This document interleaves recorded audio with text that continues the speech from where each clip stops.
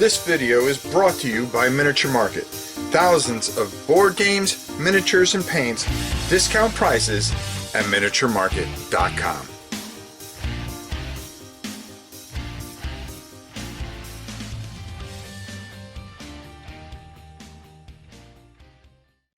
Hey everybody, it's your old pal Rob. Wow is all I can say.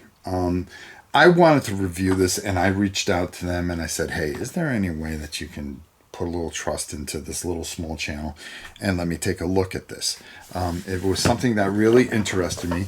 I'm a big fan of role player, and Dawn of Ulos, of course I'm going to butcher the name, was something that was really different. And I wanted to take a look at it. Well, they were very nice, sent a copy, and okay, there is a lot going on here, so I'm going to do my best to explain this as quickly as possibly, but there are going to be 5 factions at war. I only laid out 3 right now because I just want to take some time to explain this, and I want to show you everything that comes in here a bit and talk a little bit about that because the quality of this is ridiculous. You are going to be competing for these land, and you are going to start off the game with 3 tiles and a bunch of coins. And the only reason I have these tiles up, you'll see for a reason, okay?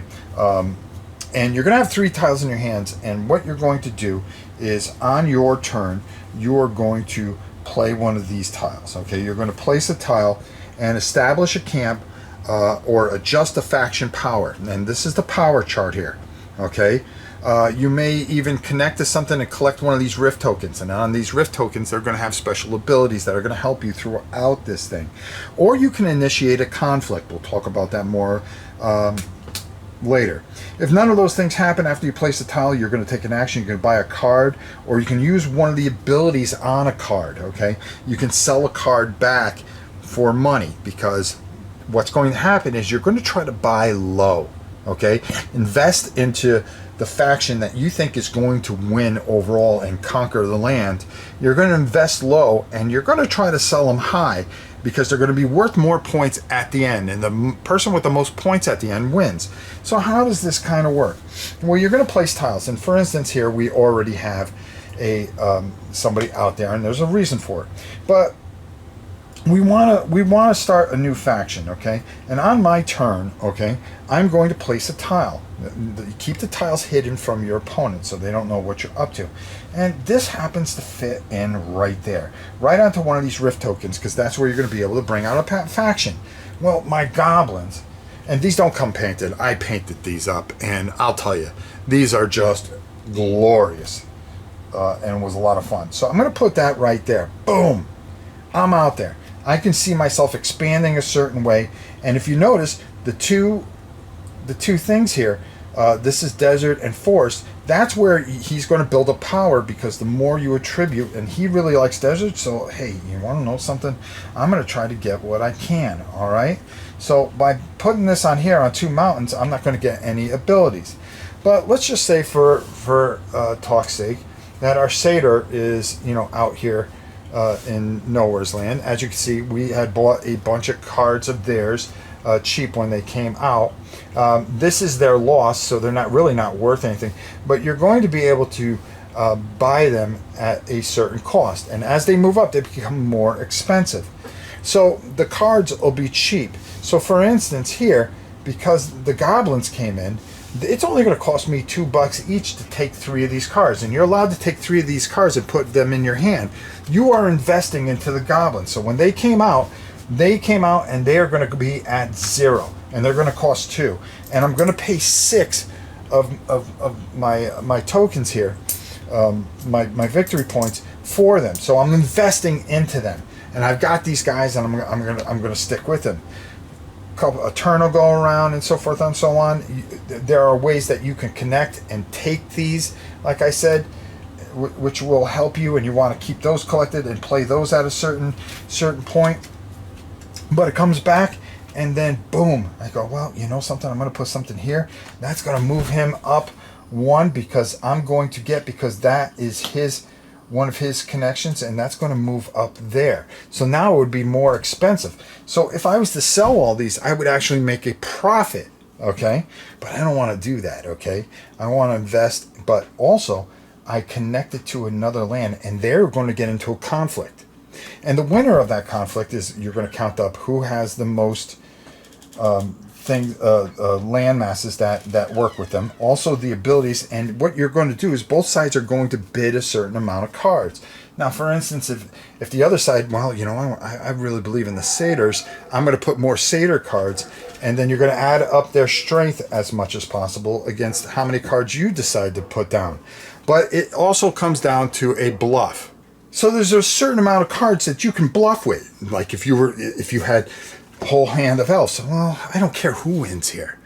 Okay, but I'm not giving up any of my satyr cards, and I'm not going to give up any of my goblin cards.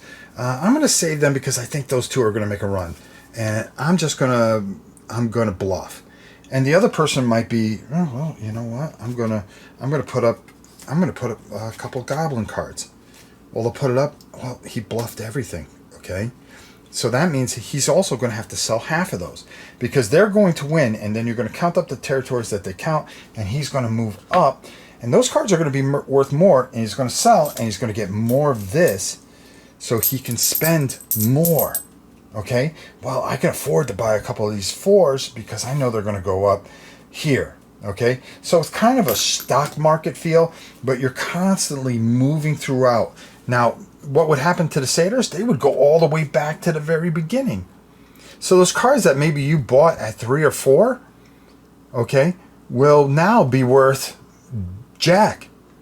So now you kind of got to help. Oh God, I hope I can get them back up, or get some of these other factions involved. Maybe as you're laying tiles down, well, something.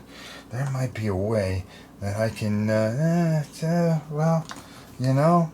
What am I feeling? What do I think is going to work for me? And depending on what the 3 tiles you have in your hand, and you go, oh well, you know what? This one works real good like that, right onto a rift. And then now all of a sudden the satyrs are in there. And they're in that area. And they're going to move up, of course, because some of those areas were actually help them. So they would move up to 1. If I had their tile out, they would move up to 1. And then maybe if they start building out a certain way, well, that works for them. That's going to count and give them a point. And then, these mountains actually work for them.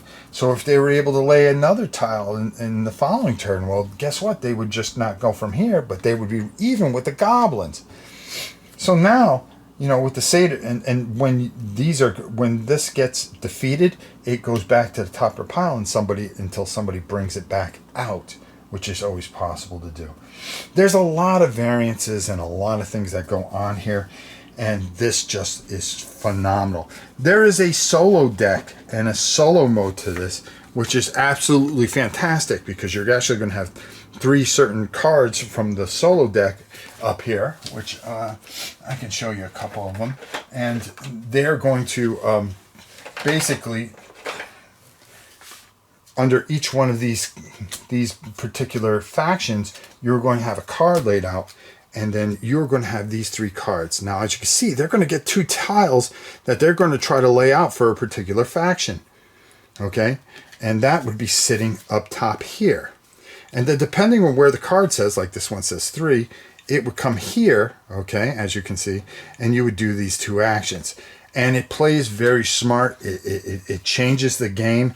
When you think you're going one way, then all of a sudden the solo opponent decides to mess you up in any way that it humanly possibly, AI tries to mess you up in any artificial intelligent way that it can.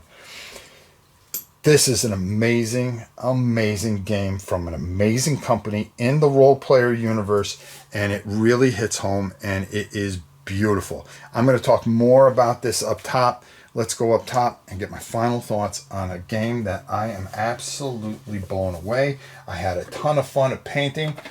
There are just so many. There are 10 different factions. I didn't show you all the factions, but you got like the frog people, and you got the rats, which are cool. Okay, and you got the queen of the orcs. Okay, a flare. Okay.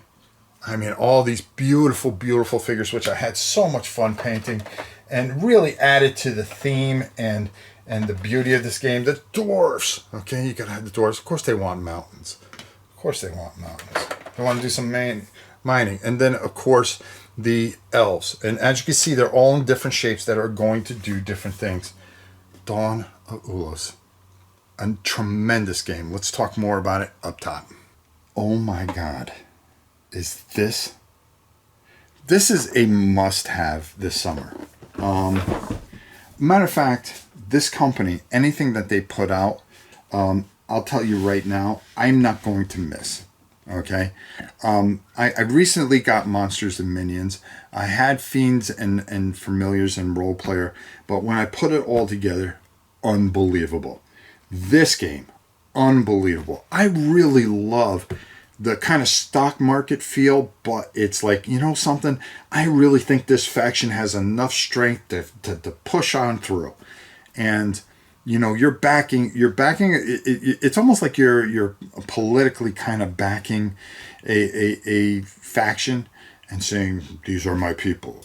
I will do whatever I can to help them become legendary.